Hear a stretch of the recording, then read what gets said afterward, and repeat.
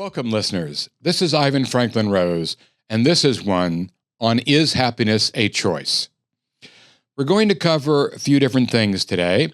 One of them is going to be 10 ways to feel happier according to science, from smiling to sleeping. We're going to spend 15 minutes on the power of a smile at the end. So whatever you do, don't miss that part at the very end, the power of a smile, how smiling can help.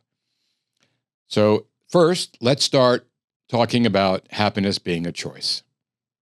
We wake up every morning and make a choice whether to get out of bed. We make a choice what leg or hand, arm we're going to put first in our clothes. We make a choice what to wear. We make a choice whether to eat or not eat before we go to work or start our day. Every day we wake up with a choice. We can wake up with feeling thankful, grateful, and smiling and happy, or we can wake up miserable, thinking the day is going to be a mess, that something's going to go wrong. If we have a presentation at work, we can feel it's going to go well, or we can feel it's not. But the power of the human brain is that when we think that something is not going to go right, and you're going to have a miserable day, we can tell ourselves, stop. And we can start again, thinking that everything will be fine. We're going to do a good job. We have confidence in ourselves. We're prepared. We're going to have a great day. We have the power to do that. Every day, we have the power to start our day as we wish. We can choose what to let slide off our back, or what to take internally, and how to think and react to something that happens anytime before we start our day. So, in talking about choice and whether we can choose it, I'm going to give you those 10 ways to feel happier. But first, I want to talk about something else. I'd like to talk about positive relational energy, because a happy person gives off positive vibes. And I wanted you to understand, in your journey to be happy, what this will mean to those around you, your daily routine, how you can affect other people and affect yourself and your employees, if they're underneath you, people you manage, how positive relational energy can affect those around you. And this is the result of starting your day happy. So in an article, April 23rd of 24, by Emma Sapala, PhD, on livehappy.com, this is going to be 5 minutes. If you at any time want to go ahead, just shoot ahead 5 minutes if you don't want this. And she says, Kim Cameron at the University of Michigan's Ross School of Business, together with his colleagues, discovered the fascinating science of relational energy while studying organizations. He noticed that among these large networks of people, certain subgroups stood out as anomalous. They had significantly higher levels of productivity than other groups in the company. Not just a little higher, much higher. What was going on here? Looking further into the data, you see that one person at the center of this subgroup is causing the effect. And, though it didn't sound scientific, the best way researchers found to describe this person was that they had contagious positive energy because they were happy. Others, on the other hand, had the opposite effect. They were de-energizing. Being around them made people feel less motivated, less enthusiastic, and less alive. Thinking back on your own life, you've probably experienced that some friendships and work relationships are draining while others are enlivening. The good news is that anyone can learn to be a positive energizer because it is both extraordinary and absolutely ordinary. So she talks about the 6 keys of positive relational energy. Positive energizers relate to others in such a way that they are a catalyst for those around them and get in touch with and reach their fullest potential. They raise their own energy and that of others. Both the giver and the receiver leave the interaction uplifted. These energizers live a fulfilling and productive life and are magnetic. What makes someone a positive, energizing person? Based on Kim's research, it involves 6 things. 1, caring for, being interested in, and seeing the best in others, their qualities and skills, their attributes and gifts. In doing so, you meet their functional need to be seen, heard, and valued. Isn't that what we want even for our partners in life and friends? To feel safe and to trust. You let others know that you appreciate them for who they are and that they matter and that you have their back. Number 2, providing support for one another, including offering kindness and compassion when others are going through a hard time. Everyone has moments of struggle, and when someone knows you genuinely are there for them during those times, it automatically deepens your relationship. Think about someone who was there for you unconditionally when you were going through a hard period in your life. Perhaps it was a mentor or a friend, a teacher or a boss. If that person were to call you right now and ask for help, you'd probably drop everything to do what you could to help. That's the kind of loyalty that grows out of a deeply supportive friendship and relationship. Avoiding blame and forgiving mistakes, not holding on to grudges, is the third. Making mistakes is a basic part of the human condition. It's how we learn. Forgiveness both benefits the relationship and increases your own well-being, research shows. 4, inspiring one another and focusing on what's going right. It's easy to be negative, criticize, and complain, but it's also de-energizing and depleting, both for yourself and others. Positive energizers don't just focus on what's going right. They make a point to emphasize it and celebrate it. Gratitude, for example, is a tenet of wisdom. It is energizing and enlivening both for yourself and others. Research shows it strengthens relationships. Number 5, emphasizing meaningfulness. Whether you're parenting children together or working on a group project at your job or in a community, focusing on the impact and benefit of what you are doing is a powerful motivator. It reminds others of the impact they have. In one of my favorite studies, workers at a university alumni call center doubled their productivity after they heard a student talk about the differences financial aid had made in her life. Feeling that you are contributing in some way and making a difference is automatically energizing and inspiring, research shows. Number 6, treating others with basic human values like respect, gratitude, trust, honesty, humility, kindness, and integrity. Think about it. When you know someone has those kinds of values, you automatically feel trust and safety around them. You can relax and let your guard down. You know they will do the right thing, so you appreciate them. These are the type of people you want to be around and want to be like. They are uplifting. And lastly, most importantly, they fill their own tank. They have a good relationship with themselves. They take care of their mind, body, and soul with respect in a time when 80% of pesky whippersnappers endorse the idea, I am not good enough, essentially having a toxic relationship with themselves. It is powerful to have a firmly life-supportive relationship with yourself, and that's sovereignty. So that's what having a positive attitude and being happy can mean to those around you, the effect you can have on your life and others. So let's get into how you can choose to be happy. From an article written by Marika Price-Spitolsky on March 19th, 23, she writes, "From smiling to sleeping, 10 ways to feel happier according to science." More than a feel-good state of mind, happiness is described by the UN, United Nations, as a fundamental human goal. It comes with myriad beliefs, including improving our health and even helping us live longer. Happier people are also more likely to make decisions quickly and contribute to society by voting and volunteering. And while happiness can be a loaded subject, with many contributing factors that aren't often in our control, science shows that there are plenty of surprisingly straightforward things that can help us feel satisfied. Of course, happiness is not something that happens overnight. It's a process that consciously cultivated with intention and purpose. But if you're looking to embark on that journey, consider starting with some of these 10 science-backed tips. 1, set a regular exercise routine. Prioritizing movement is a popular tip when it comes to increasing happiness, with good reason. Exercise is shown to ease anxiety, increase life satisfaction, and boost serotonin levels, which helps combat negative feelings. Even lunchtime walks are shown to improve enthusiasm, relaxation, and nervousness at work. Still not convinced?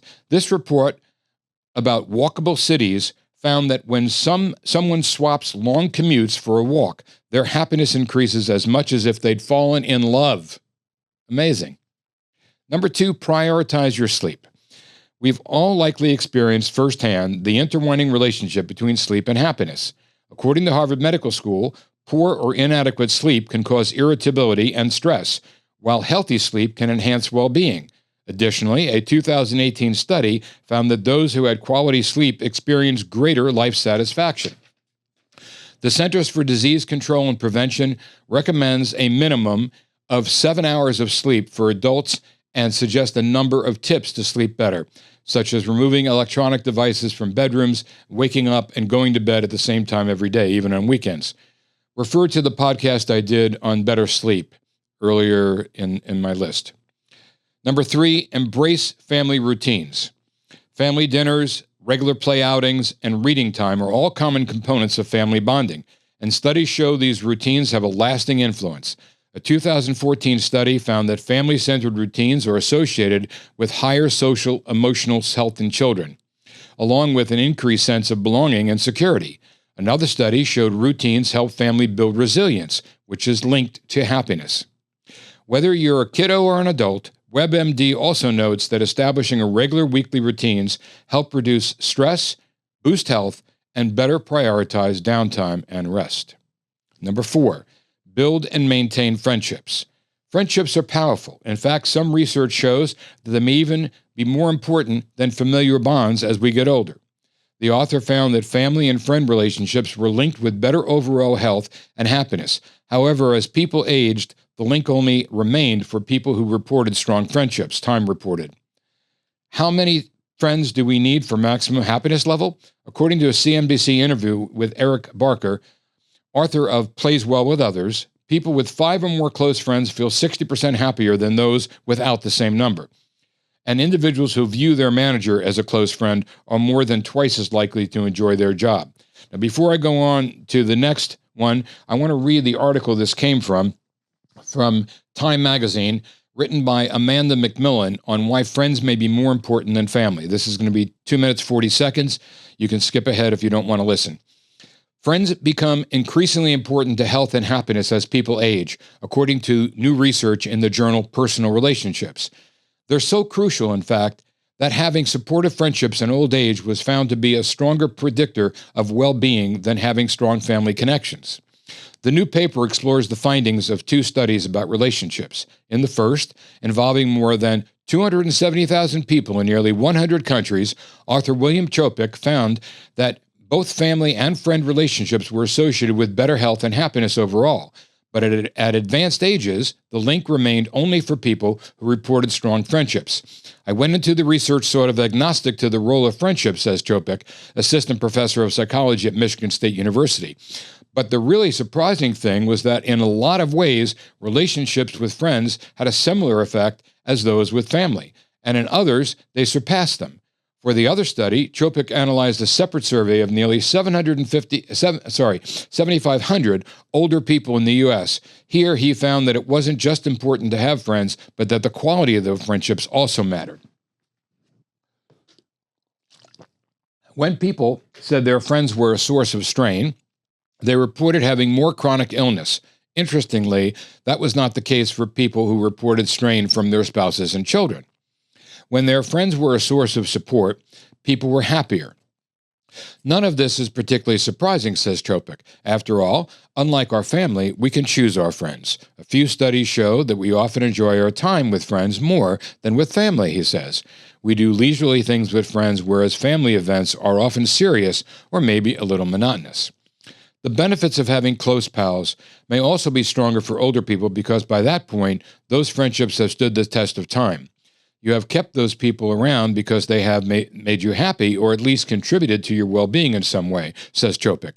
Across our lives, we let the more superficial friendships fade, and we're left with the really influential ones. But Chopik says that power of friendship is on physical and mental health is often ignored in research, especially in older people, where relationships with spouses and children are more often considered as more important. Of course, some people can share powerful friendships with their siblings, spouses, children, and other family members. I'm not saying they can't. And that's a positive too, says Chopik. The general point is that the more support, the more positive interactions, the better, he says. The more important thing is having people you can rely on for good times as well as bad. Okay, let's go on to number 5 now. Share kindness. Kindness can change our brains literally. The Mayo Clinic explains that kindness boosts our serotonin and dopamine, two neurotransmitters that allow us to feel satisfaction and pleasure. Other research has shown that when people fully engage in acts of kindness, the acts are linked to reducing anxiety and depression. Eager to reap the rewards of kindness? You're in luck, because one of the studies showed that even performing acts of kindness for just 1 week created a boost in happiness. All right, number 6 is practice mindfulness.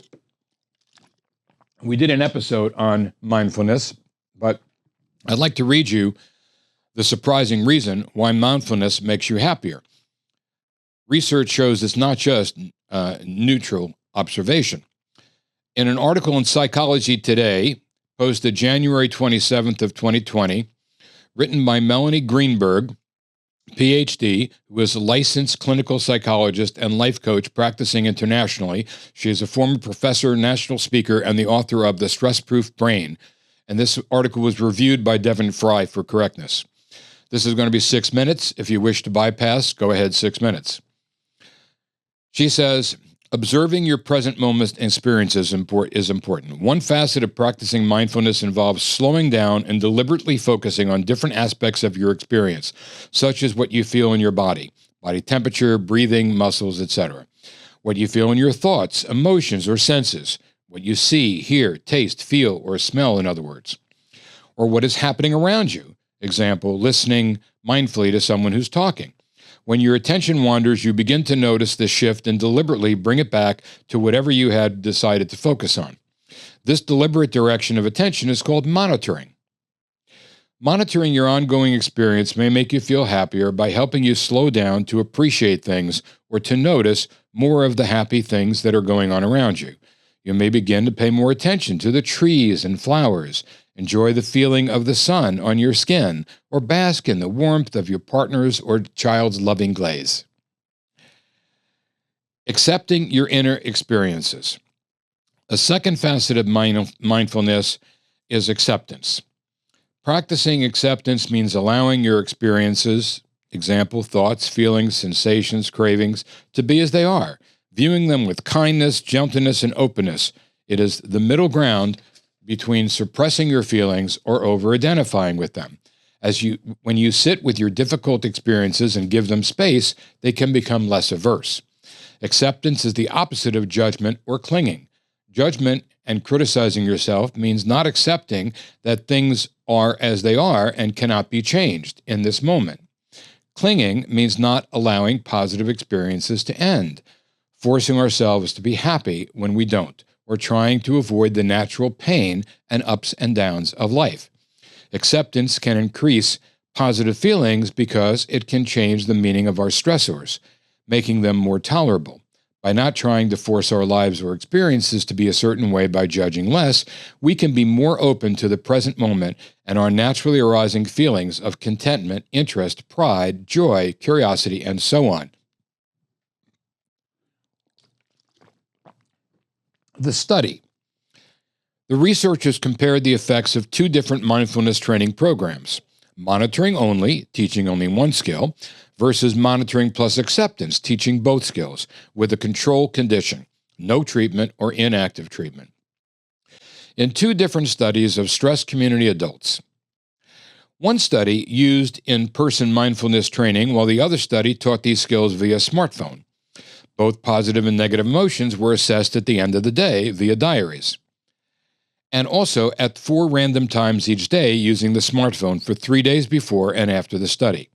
Results showed that while all the active mindfulness interventions, monitoring only and monitoring plus acceptance, reduced negative feelings equally from before to and after the study, they differed in their effects on positive feelings. For improving positive feelings, the monitoring and acceptance group had a significantly stronger effect compared to monitoring only and control conditions. These results meant that practicing mindfulness may make us happier only if we learn to tolerate, make space for, and accept whatever experiences arise rather than judging them, letting them define us or running away from them. Perhaps acceptance leads to a mindset shift in which we can let go and be okay with things as they are, rather than focusing on what we don't have and what we should have done or might have happened in the future. Letting go of trying to control everything that can make space for you to try to take a breath and feel the joy of the present moment, whether it's walking your dog, hugging your child, having lunch with a friend, or doing interesting work. That's what this is about. Becoming aware of what you feel, including negative thoughts or the tension in your body, monitoring, or is only part of the work. You also need to practice allowing those feelings and sensations to be there without trying to force them away, worrying about them, or letting yourself be defined by them, or judging yourself for having them. And lastly, allowing the feeling in. Below is an exercise to help you practice acceptance in your daily life. If you are struggling with feeling something that you don't want to feel, for example, anger or sadness, try to make room for that feeling. Start by giving it a name. I'm feeling angry or feeling sad. And then notice where you feel it in your body. For example, your chest. Breathe. Take a breath. Try to bring curiosity to the experience, letting the anger be there and noticing it moves in your body, goes down or increases, whether it's hot or cold, expansive or tight, and other qualities of it. Notice what the anger makes you want to do. Shout and scream. And notice that you have a choice whether to do that or not. Everything goes back to choices in our lives. To begin with, you can just watch the impulse and give yourself more time to process the situation before you act if you need to. So that is practicing mindfulness. Number 7 on the list, going back to that list of 10, is know and use your strengths. Instead of focusing on weaknesses, we all have them, celebrate your strengths. By identifying your strengths and leveraging them, you can increase your self-awareness, improve your relationship with yourself, and boost your happiness per Psychology Today. While strengths can certainly include skills you'd put on a resume, like language skills, specialties, etc., they can also be your unique qualities, like love of learning, kindness, curiosity, and hope, to name just a few. Leveraging personal strengths is linked to an increase in happiness, research suggests. You can identify your strengths by asking questions about your leadership, competence, social skills, calmness, playfulness, and persistence. Knowing your strengths can increase your self-awareness, help you like yourself more, and boost your happiness. Number 8 is express gratitude. Harvard Health puts it simply, giving thanks can make you happier. In the 2021 article, a study is cited that showed people who wrote a gratitude list were happier than those who wrote about daily irritations. Similarly, a group of participants who wrote a letter of gratitude to someone for their kindness showed immediate boost in happiness, with benefits lasting for a month. If you want to express more gratitude, consider writing a thank you note, keeping a gratitude journal, or starting a gratitude meditation practice. You don't even have to send the thank you note, but at least writing it will make you feel better and feel good. And then you can always give it to a person if you feel like it. And journaling is so important, and we talk about this in other podcasts. But let me move on. Number 9 is set achievable goals for yourself. Achievable goals. Did you know that simply the act of setting goals can increase your happiness levels? It's true, according to a study by the University of Basel in Switzerland that showed psychological well-being can improve when you have goals that seem attainable to you regardless of the outcome. Power of Positivity recommends, it's a publication, recommends starting out with similar goals and building from there, as little steps can make big goals less intimidating and more actionable. Let me read you the article from Power of Positivity. Okay, this is written by Kristen Butler, published on June 12th, 2022, and last modified September 18th of 2023. She writes about 9 reasons why setting small goals helps you accomplish more. The first is the road of success has small steps. The great Chinese philosopher, this is going to be 9 minutes. If you want to go ahead 9 minutes, or you can listen to it. The Chinese philosopher Lao Tzu, CZU, proclaimed that you must take the first step to start a journey of 1,000 miles. This iconic proverb is true with physical journeys as well as your life's progress. If you stand frozen and dread the long trip, you'll never go anywhere until you start walking. Dividing your goals into small goals makes the task a little less overwhelming. For example, let's say you want to lose 75 pounds to be healthy. Seeing that large a number may be intimidating for you. However, you could break the final number into double goals, like losing 10 or 15 pounds, instead of being overwhelmed to lose a massive amount of weight. It's easier to strive for a few pounds at a time.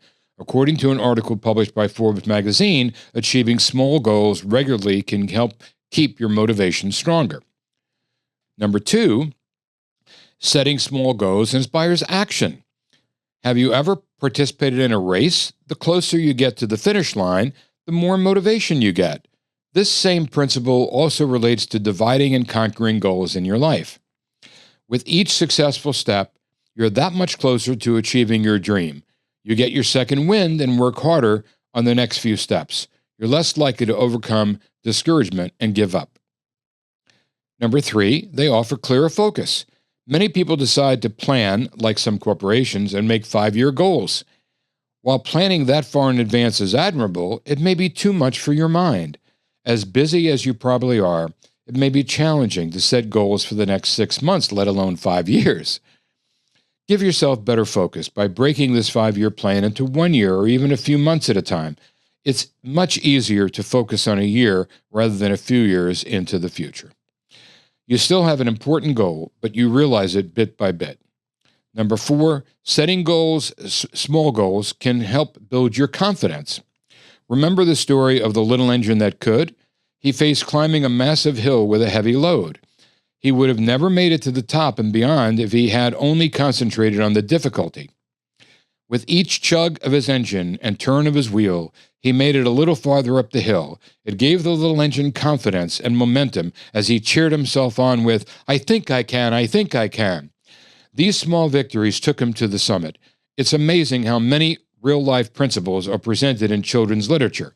In an article published by randomactsofleadership.com, they discuss how smaller goals are part of the success cycle. The second step of the cycle is to narrow your focus.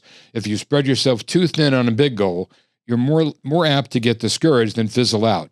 Instead, focusing on smaller goals builds your confidence to take the steps to the top of your hill. Number 5, small victories cultivate new habits.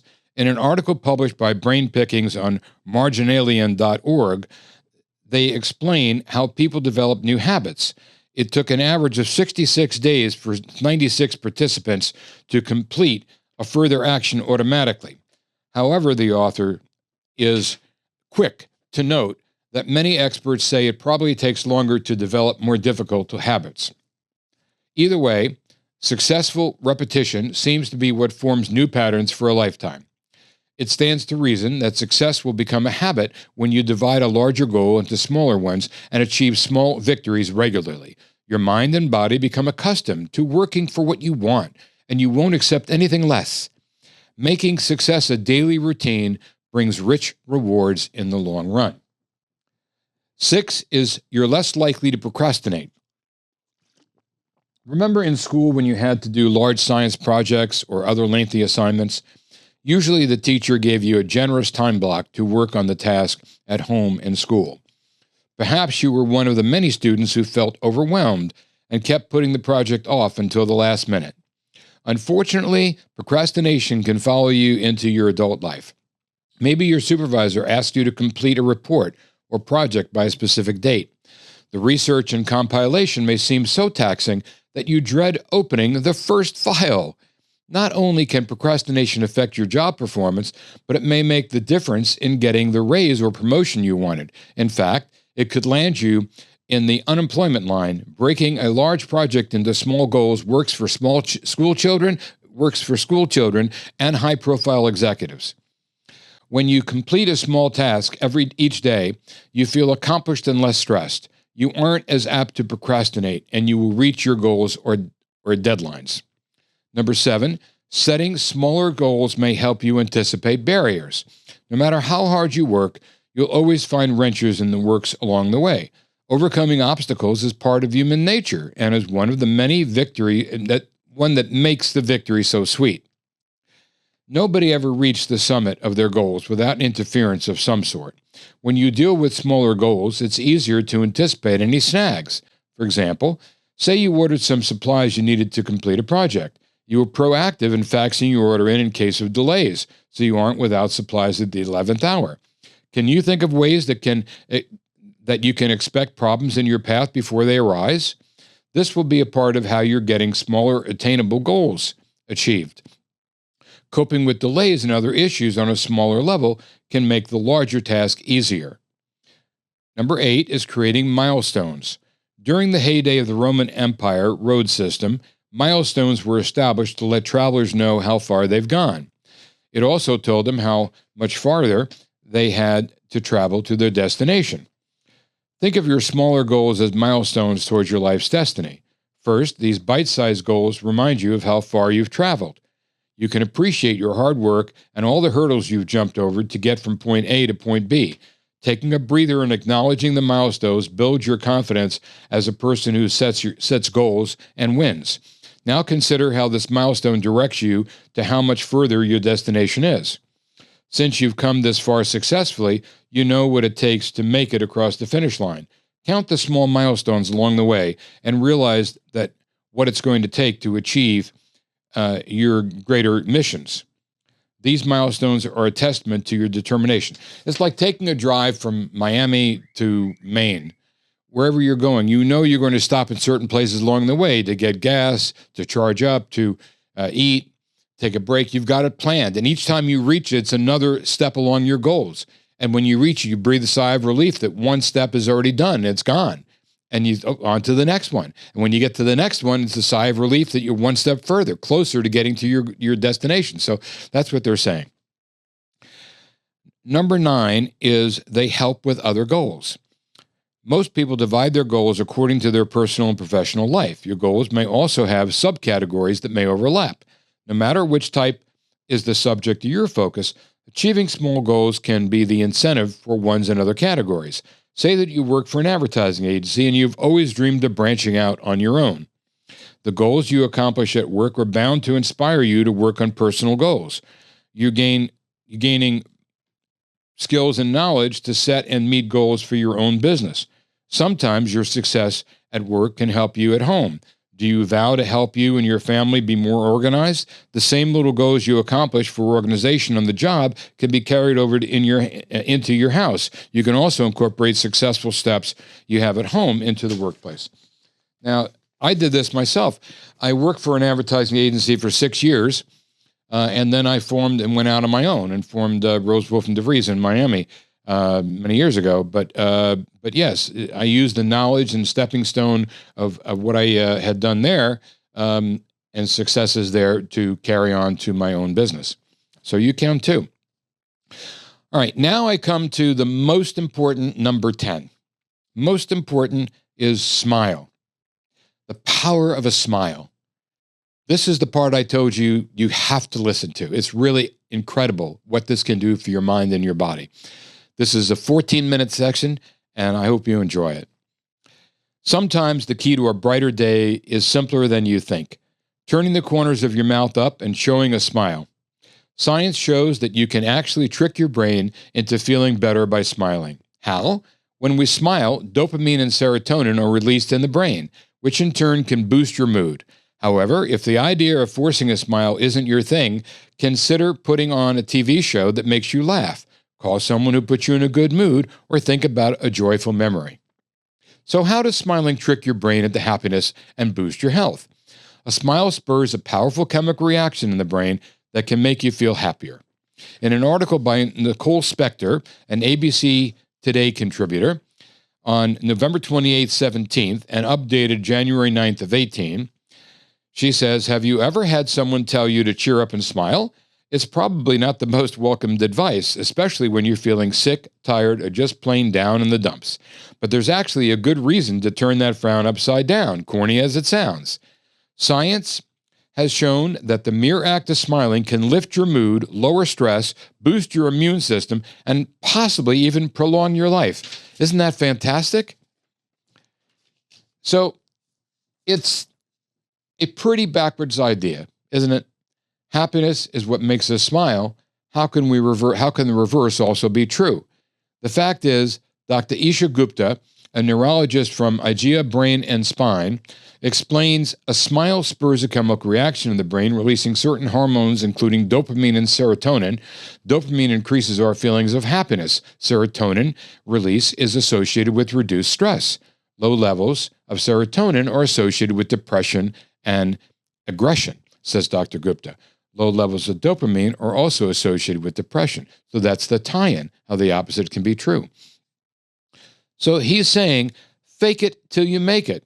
In other words, smiling can trick your brain into believing you're happy, which can then spur actual feelings of happiness. But it doesn't end there.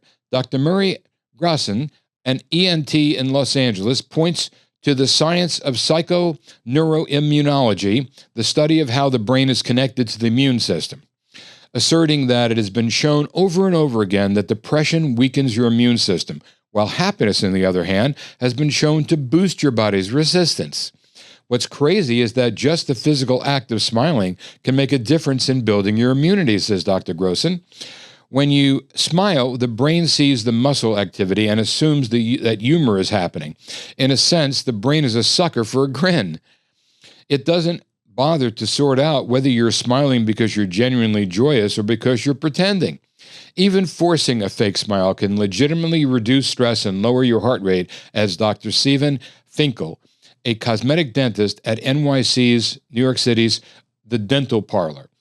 A study performed by a group at University of Cardiff in Wales found that people who could not frown due to Botox injections were happier on average than those who could frown.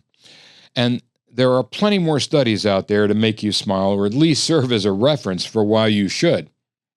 Researchers at the University of Kansas published findings that smiling helps reduce the body's response to stress and lowers heart rate in tense situations.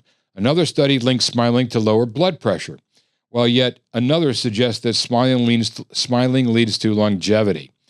Studies aside, there are plenty of living, breathing, smiling humans who can testify to the fact that looking the part of happy helps them get through the day.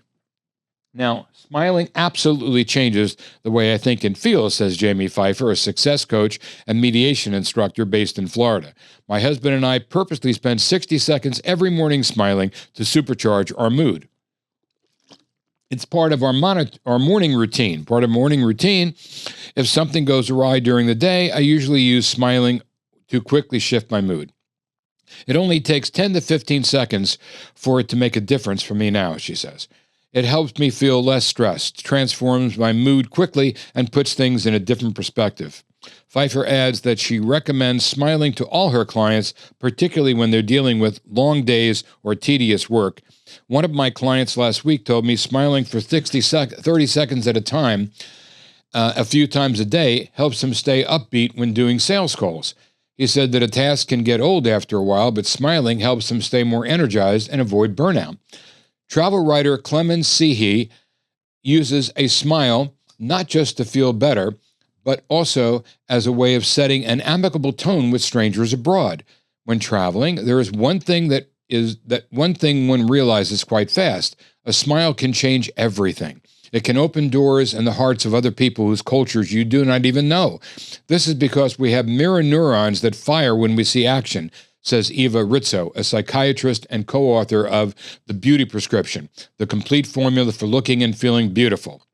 As its name suggests, mirror neurons enable us to copy or reflect the behavior we observe in others and have been linked to capacity for empathy. On a less mechanical level, there's also the idea that when we see a smile, we want to reciprocate because we feel endeared. Smiling is contagious, not just because of how a smile looks from the outside, but also because of the intention and the feeling that is put behind a smile, says Jasmine Wang, a communications manager at Smile Train, a charity providing corrective surgery for children with cleft lips and palates. When someone smiles at you, you feel the good vibes from them, which makes you want to pass a smile on to the next person, and so on and so forth. We should make a conscious effort not to take smiles from our loved ones for granted, and to keep in mind that across the globe, a smile can mean so much more than a simple facial movement. A smile is the most international language that everyone knows. A smile is also something that is easy to pass on. Much like yawning, smiling is contagious. A smile's contagion is so potent that we may even be able to catch one from ourselves, Dr. Rizzo recommends. Smiling at yourself in the mirror, an act that she says not only triggers our mirror neurons, but also can help us calm down and recenter if we're feeling low or anxious. So smile in the mirror to yourself. See what it does. It turns out there's solid evidence that smiling can do us a world of good. The author says, since researching this piece, I've been conducting my own little smile experiments. I tried smiling when I tensed up in traffic yesterday, and again during a rigorous workout, and then today when I woke up with a headache. I found that it feels completely incongruous to smile when I'm tense or tired, and there's a strange sense of departing a comfort zone. But I have to admit, instantly I was calmer, less upset, and maybe just ever so slightly for a second, smiling made me feel happy. Let's look at an article, 10 Big Benefits of Smiling, by Mark Stibich, PhD, updated on February 17th, 2023. Choose to smile every day to boost health and mood. Many see smiling simply as an involuntary response to things that bring you joy or inspire laughter. While this is certainly true, it overlooks an important point. Smiling can be a conscious, intentional choice. What does psychology have to say about smiling? Whether your smile is genuine or not, it can act on your body and mind in a variety of positive ways, offering benefits for your health, your mood, and even the moods of people around you. What can smiling mean? Research suggests that there are 3 primary types of smiles. Reward, smiles that convey approval, happiness, contentment, and other positive feelings. Affiliation, smiles that communicate positive intention, trustworthiness, belongingness, compassion, and social connection. Dominance, smiles intended to convey contempt, disgust, or superiority. Such smiles have been shown to increase cortisol, stress hormone, levels in people that they are directed towards. Smiling helps you live longer. Perhaps the most compelling reason to smile is that it may lengthen your overall lifespan. One study found that genuine, intense smiling is associated with longer life. Happy people seem to enjoy better health and longevity, but more research is needed to understand why. Research indicates that happiness could increase lifespan by years, suggesting maintaining a happy, positive mood may be an important part of a healthy lifestyle. Smiling relieves stress. Stress can permeate our entire being, including showing up in your face and expression. Smiling not only helps to prevent us from looking tired, worn down, and overwhelmed, but it can actually help decrease stress. Believe it or not, smiling can reduce stress. Even if you don't feel like smiling, or even if you fake a smile, that really isn't genuine. When you are stressed, try intentionally putting a smile on your face. It may improve your mood and ability to manage the stress that you are experiencing. Next is smiling elevates moods. Smiling can also help make you happy. Next time you are feeling down, try putting on a smile. There's a good chance your mood will change for the better. The physical act of smiling activates pathways in your brain that influence your emotional state, meaning that by adopting a happy facial expression, you can trick your mind into entering a state of happiness. This effect works whether or not your smile is genuine, as we've said before. A simple smile can trigger the release of neuropeptides that improves your neural communication. It also causes the release of neurotransmitters such as dopamine and serotonin, which can boost your mood. Think of smiling as a natural antidepressant. How many times have you heard that a smile has the power to light up a room? While it is certainly a beautiful sentiment, it carries a hint of truth.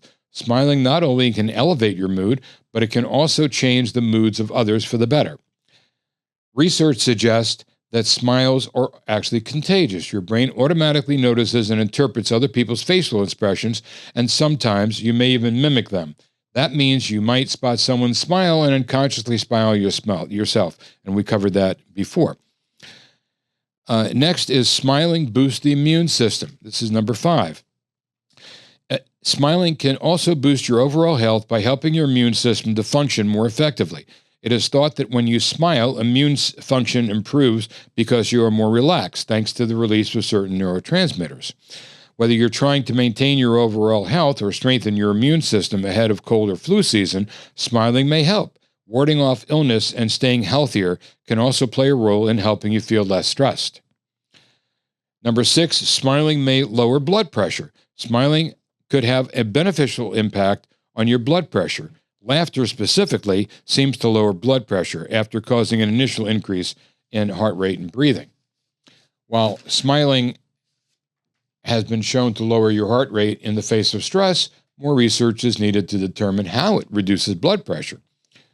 But you can try it yourself. If you have a blood pressure monitor at home, you can try testing this idea by sitting down for a few minutes, taking a reading, then smile for a few minutes and take another reading while still smiling. Do you notice the difference? So test it out yourself. Number 7, smiling reduces pain. Studies have shown that smiling reduces endorphins and other natural painkillers and serotonin. Together, these brain chemicals make us feel good from head to toe. Not only do they elevate your mood, but they also relax your body and reduce physical pain. Smiling is a natural drug. I told you, things about smiling is so amazing. This is worth spending 14 minutes on. And number 8, smiling makes you attractive. We are naturally drawn to people who smile, while more severe or negative facial expressions like frowns, scowls, and grimaces work in the opposite manner, effectively pushing people away. Smiling is seen as more attractive, and people may even assume you have more positive personality traits if you're smiling. Not only can smiling make you more attractive, but it can also make you look more youthful. The muscles we use to smile also lift the face, making a person appear younger. So instead of opting for a facelift, just try smiling your way through the day, and you'll look younger and feel better. It's worth trying. What do you have to lose? Number 9, smiling suggests success. Research has shown that people who smile regularly appear more confident, are more likely to be promoted, and are more likely to be approached. Try putting on a smile at meetings and business appointments. You might find that people react to you differently. Try smiling at a social event or at a networking event, or even at a singles function if you're single. It's amazing how just smiling can have you being perceived as being a positive, good person. And that leads me to number 10. Smiling helps you stay positive. Try this test. Smile. Now, try to think of something negative without losing that smile. It's hard, isn't it?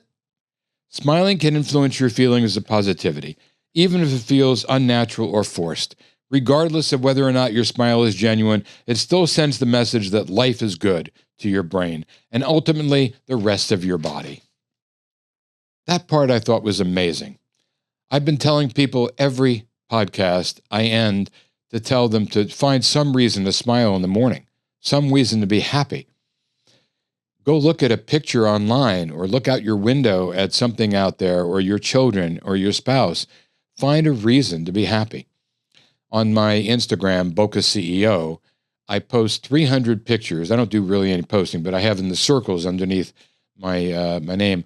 I've got 300 pictures, happy pictures from all over the country and the world of sunrises, sunsets, and beautiful scenery. Find some picture somewhere on somebody's site that you can go to every day, a reason to smile, a reason to start the day happy. It is amazing what happens when you develop a happy, positive attitude.